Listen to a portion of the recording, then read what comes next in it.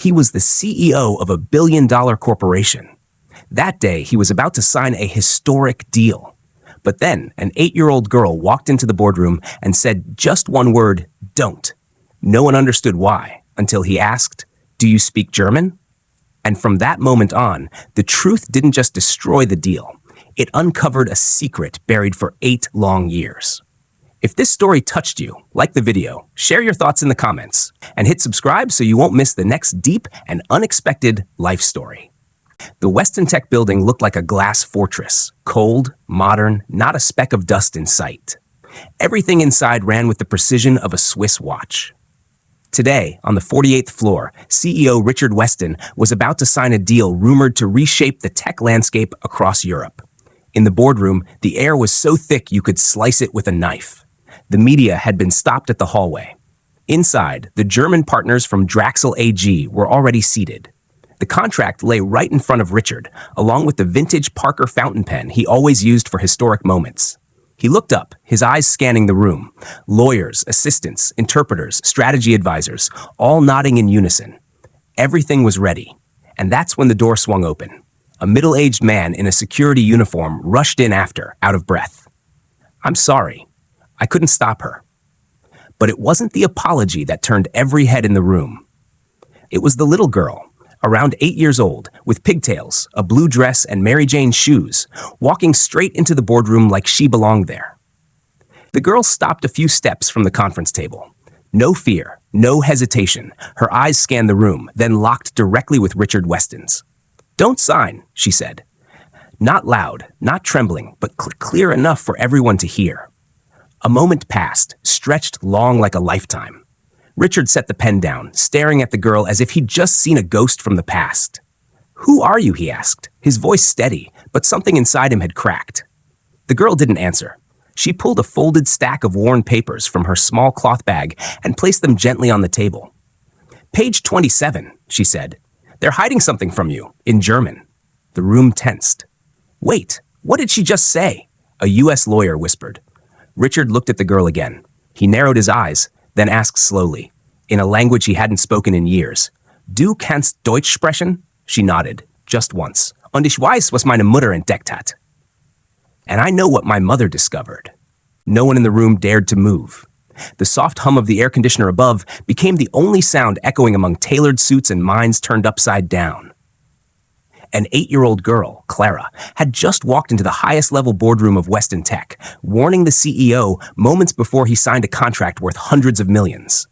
And she spoke German, as if it were her native tongue. Richard Weston remained still, eyes fixed on Clara's face. Disjointed memories began to stir. A meeting 5 years ago, a brown-haired woman with fierce eyes, and a heated argument over a buried clause in an international agreement. He remembered exactly what he'd said. "We're paying you to stay quiet, not to teach us." He blinked, then asked quietly, "What's your name?" "Clara Schumann," she answered. "My mother's name is Elena." Just as he'd feared. Behind him, Weston Tech's chief counsel stepped forward and leaned toward Richard's ear. "Sir, we can't let this continue. The girl has no clearance to be here. I'll call security." But Richard raised a hand to stop him. "No, let the girl speak." Clara pulled an old sheet of paper from her cloth bag. It was a contract printed in German, the text yellowed with time and marked with red lines. She laid it on the table, pointing to a specific phrase. "Rücktritt bei Investitionsumfeldveränderung." "This is the clause my mom discovered," Clara said. "It allows the signatory to withdraw from the deal without penalty if the investment environment changes. But in the English version you're about to sign, this clause isn't mentioned at all." A German advisor furrowed his brow. "That's a standard clause, rarely triggered."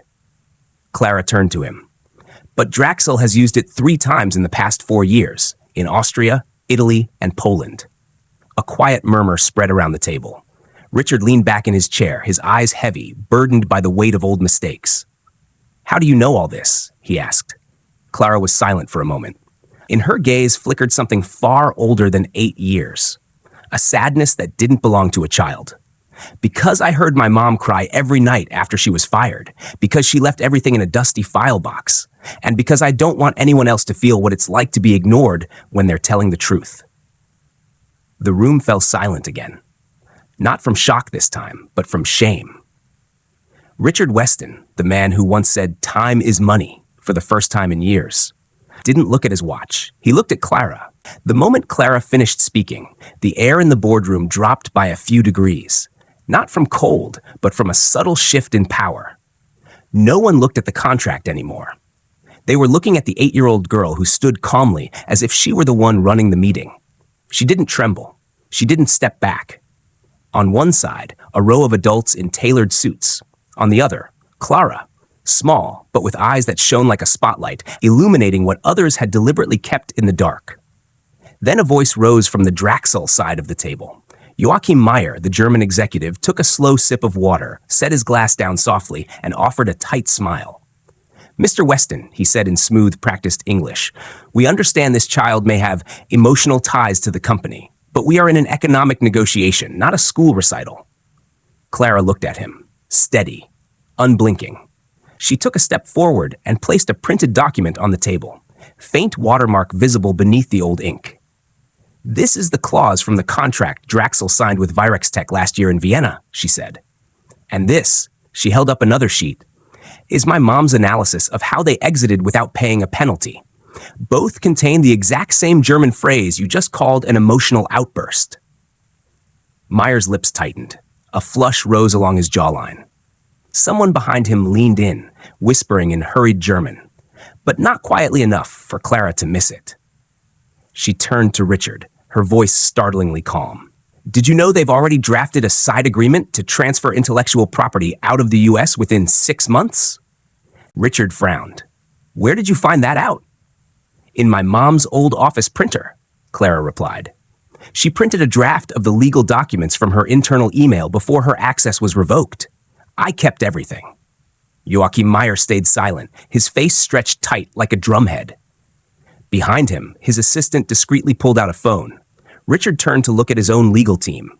One lawyer was flipping through the contract, another was typing rapidly. The third, the one who had smirked when Clara first entered, was now visibly sweating. "Clara," Richard said, clearly using her name for the first time, "if you hadn't come in today." She shook her head. "If I hadn't, my mom's truth would have been buried all over again. This time, I won't let that happen." Outside the glass walls, the sky was starting to shift in color. But the real change was happening inside the room, inside the hearts of every adult present. Because sometimes, truth doesn't come from the most powerful voice. It comes from the one brave enough to break the silence. The meeting was no longer a signing ceremony.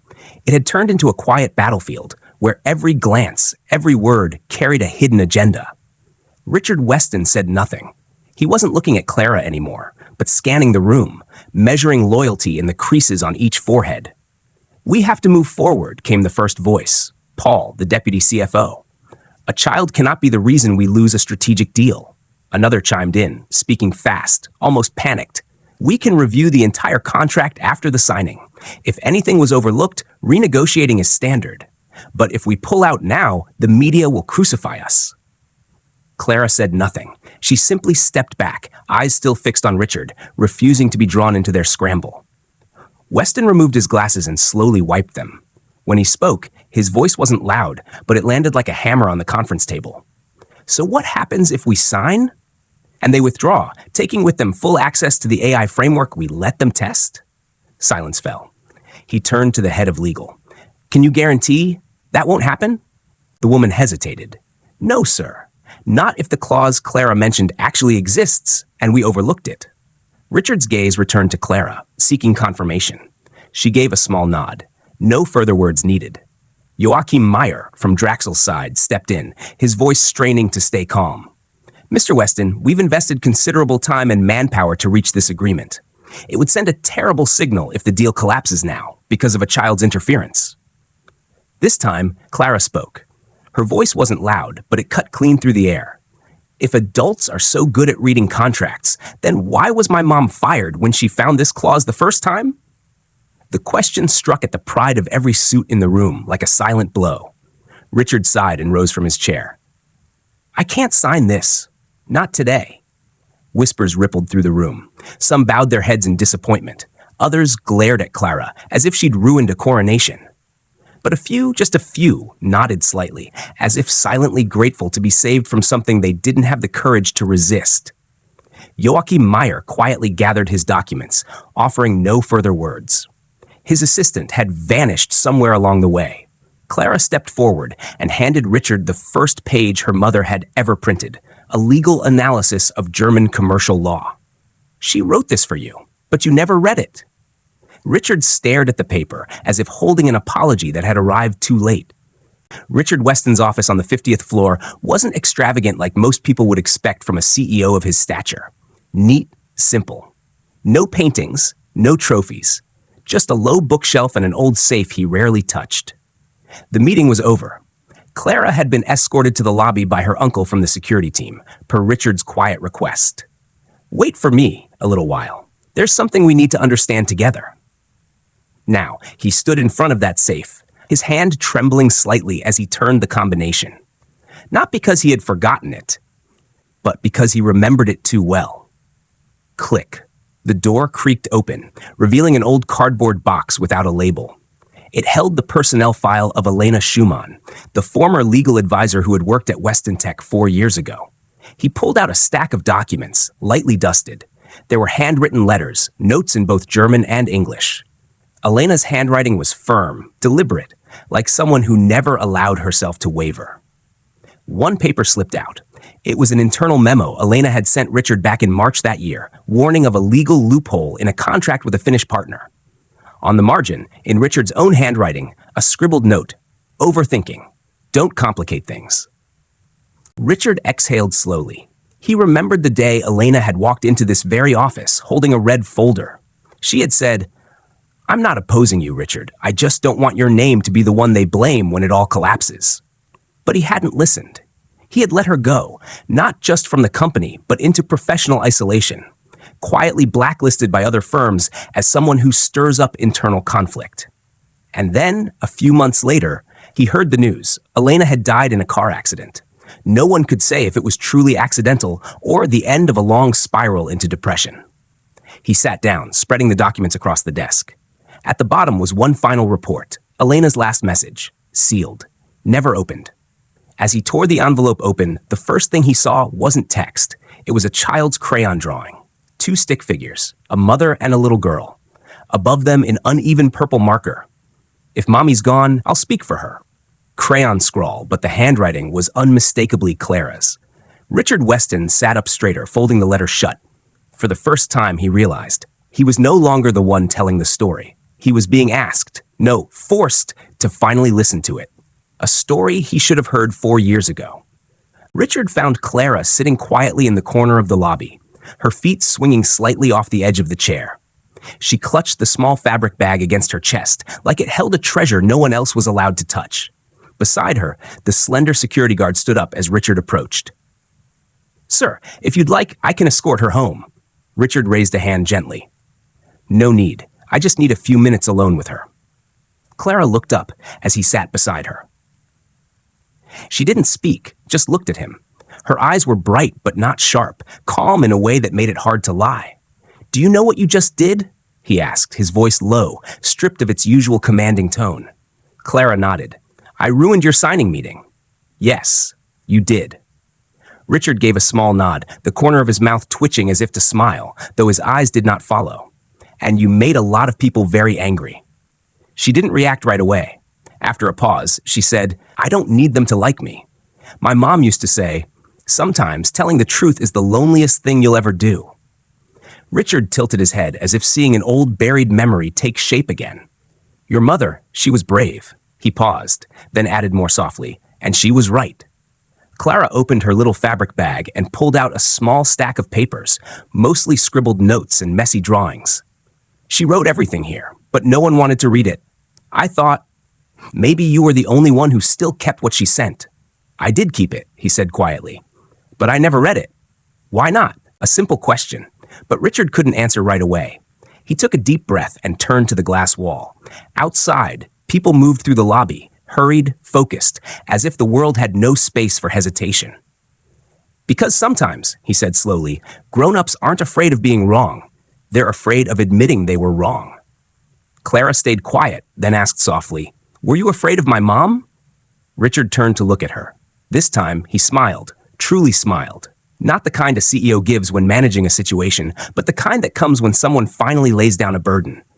No, I was afraid she was right. They sat in silence for a while, in that rare moment without meetings, contracts, or anyone interrupting. What do you want to be when you grow up? Richard asked gently. Clara tilted her head, blinking. I'm not sure yet, but I know one thing. I'll never ignore something small just because other people think it doesn't matter.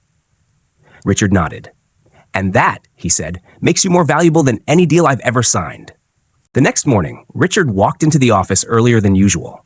No coffee. No assistant trailing behind. He went straight to the 44th floor, legal. The glass doors slid open with their familiar ting. No one noticed him at first. They were clustered around a computer screen, distracted. When they finally saw him, a few startled and quickly stepped away from their desks. No need to stand, he said, voice calm but sharp as morning frost. I'm just here for a copy. A copy of what, sir? Evelyn Marsh, the head of legal, asked, trying to maintain her composure. The original translation of the Draxel contract, both German and English, and every internal email related to the review of the investment environment clause. He paused, then locked eyes with Evelyn, especially the deleted ones. A heavy silence settled over the room. Evelyn inhaled slightly through her teeth. Sir, I'm afraid recovering deleted emails would require an order from... I signed the order this morning, Richard interrupted, pulling a folded document from his suit pocket and placing it on the desk. IT will send the backups in 10 minutes. I'd just like to take a look before any of you start explaining. No one said another word. Only Evelyn's eyes flickered, enough for Richard to know he'd struck a nerve. 12 minutes later, Richard sat in a private conference room with a young IT specialist named Daniel. The screen before them displayed the restored email thread. An internal exchange appeared, from evelyn.marsh@westontech.com to m.groner@draxel.de. The Rücktritt clause has been embedded in a nested sub-item. The translation will omit it as proposed, as agreed. Richard went silent. Just below it was another email, from m.groner@draxel.de. Excellent. No one reads the sub-clauses, especially not your CEO. Richard closed his eyes for a second, his fists clenched. This was not just an oversight, not just a mistake. It was betrayal. Elena Schumann had been right. Clara had been right. And he, the CEO of one of America's largest tech conglomerates, had been seated at a chessboard he didn't even know was being played. He looked at Daniel. I need a list of everyone who has received, edited, or forwarded this contract in the past 6 months. Yes, sir. Richard stood and drew back the conference room curtains. Light flooded in, piercing the early morning clouds. He knew he needed more than to delay a contract. He needed to start over from the ground up. 9 a.m., conference room, 48th floor.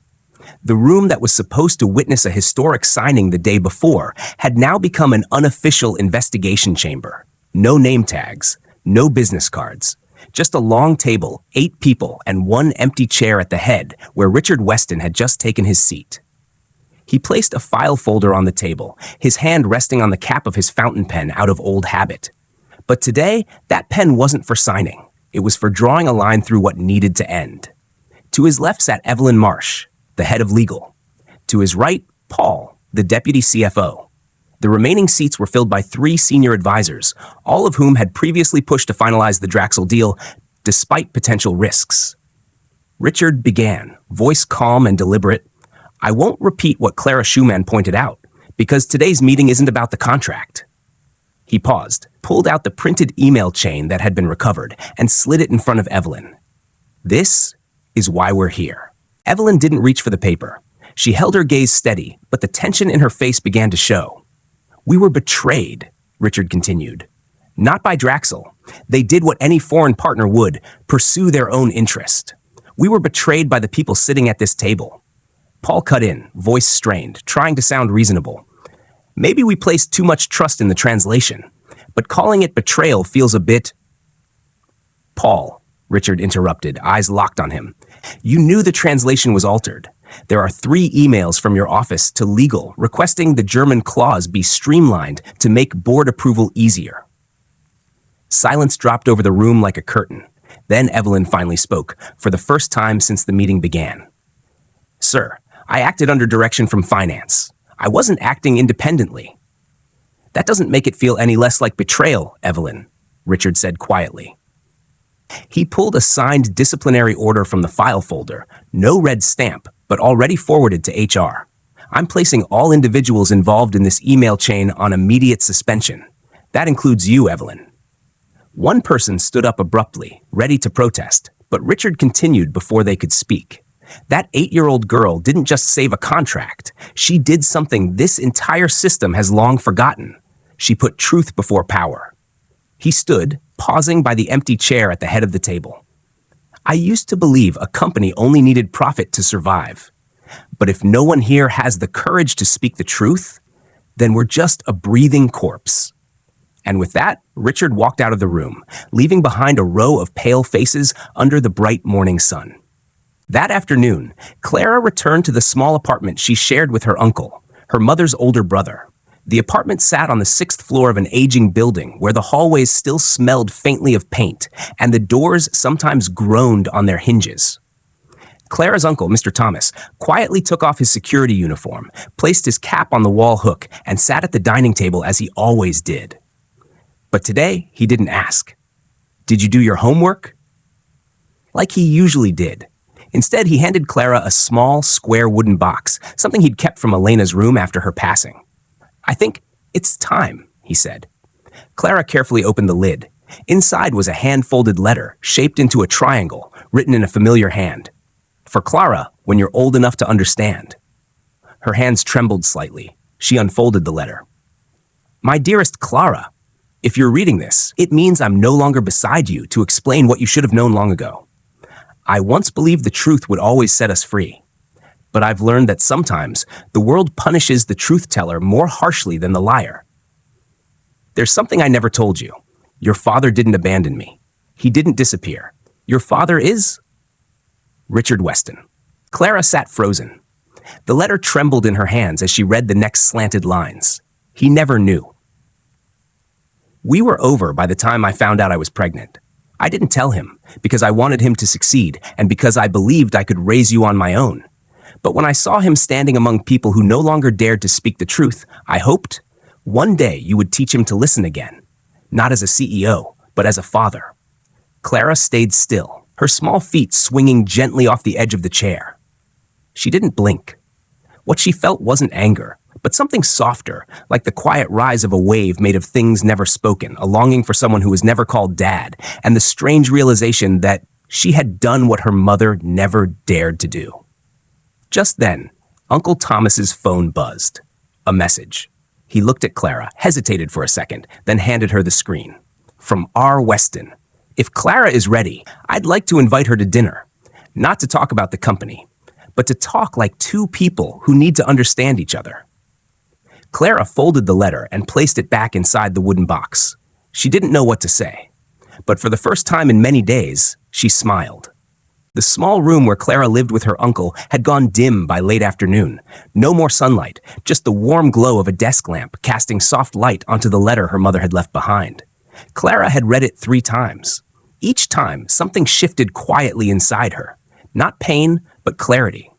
Her father was Richard Weston, a man her mother once loved, a man who hadn't been brave enough, a man now trying to start again. That evening, a black Weston Tech car pulled up in front of the old apartment building. No chauffeur, no assistant, just Richard stepping out alone, holding a small box, no envelope, no company logo. Clara opened the door. She wasn't afraid anymore. She simply said, I know. Richard nodded. His voice was rough. I know. Read the letter. They sat across from each other at the small dining table near the window. Richard set the box on the table. These are what's left from your mother's file at the company. And this. He pulled out a silver hair clip, simple, elegant, with a faint engraving. Elena, listen with your whole heart. Clara's hands trembled as she took it. She remembered that hair clip. Her mother used it every morning before walking her to school. When she clipped it in, she always smiled, like every day was a chance to begin again. Richard looked at the girl, then quietly asked, Do you hate me? Clara shook her head. No, I just wish. If you had believed her sooner, maybe I would have known you when I was little. He nodded. An unspoken acknowledgement. Silence. No one needed to explain the past anymore. The truth sat there between them, like a bridge, fragile but still possible to cross. As the evening came to a close, Richard stood hesitating. If you're open to it, I'd like to see you again. Not out of duty, but because I've missed too much already. Clara looked at him. Her eyes were no longer stinging. You don't have to be a dad right away. She smiled, her first one without hurt behind it. Just show up on time next time. Richard chuckled, a soft, real laugh, without defenses. She was more like Elena than he expected, sharp, honest, and able to forgive not out of softness, but strength. On the way home, Richard looked up at the glowing tower of his company. For the first time, he didn't feel proud. He felt grateful that someone so small had made him see again. No signature, no contract, just a promise, not written in ink, but kept in the heart.